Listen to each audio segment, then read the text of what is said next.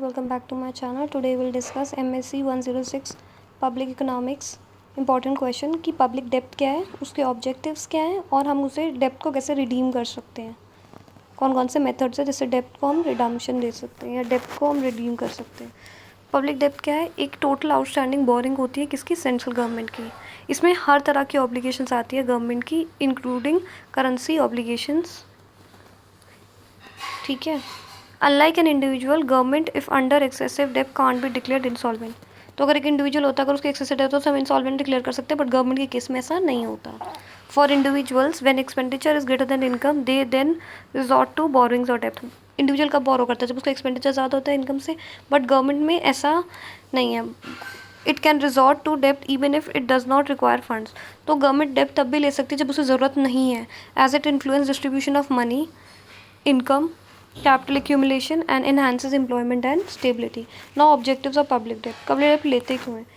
हम फाइनेंस करने के लिए लेते हैं अपना बजट डेफिसिट को, finance wars and natural calamities, to fulfil development plans, to meet external डेप्ट एंड बीओपी डेफिसिट. नाउ हमारे कौन कौन से मेथड्स है डेप्ट रिडम्पशन के? फर्स्ट है यूटिलाइजेशन ऑफ सरप्लस रेवेन्यू.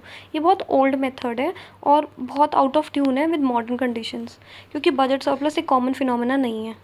और अगर हमारे पास सरप्लस होगा भी तो हम उसे यूज़ नहीं कर सकते for making any substantial reduction in public डेप्ट.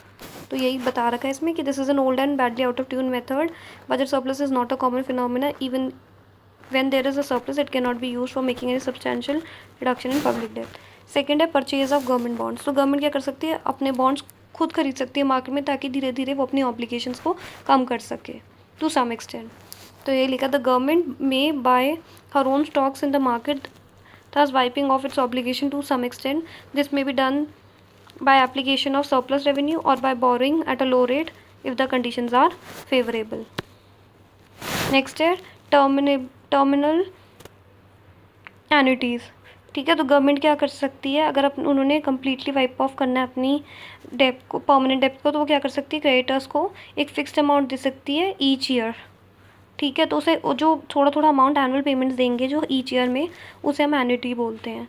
तो गवर्नमेंट जब एन्युटी पे करेगी तो उनके बजट में मतलब उनके ऊपर ज़्यादा स्ट्रेन पड़ेगा as compare to interest, obviously, क्योंकि इंटरेस्ट थोड़ा एक अमाउंट है बट एन्युटी कंपैरेटिवली एक हायर अमाउंट है. ये लिखा है, when it is intended to completely wipe off a permanent debt, it may be arranged to pay creditors certain fixed amount for a number of years. These annual payments are called annuities. It will appear that during the time these annuities are being paid, there will be much greater strain on the government finance than when only interest has to be paid. Fourth है, हम convert कर सकते हैं high interest rated loans को लो interest rated loan में.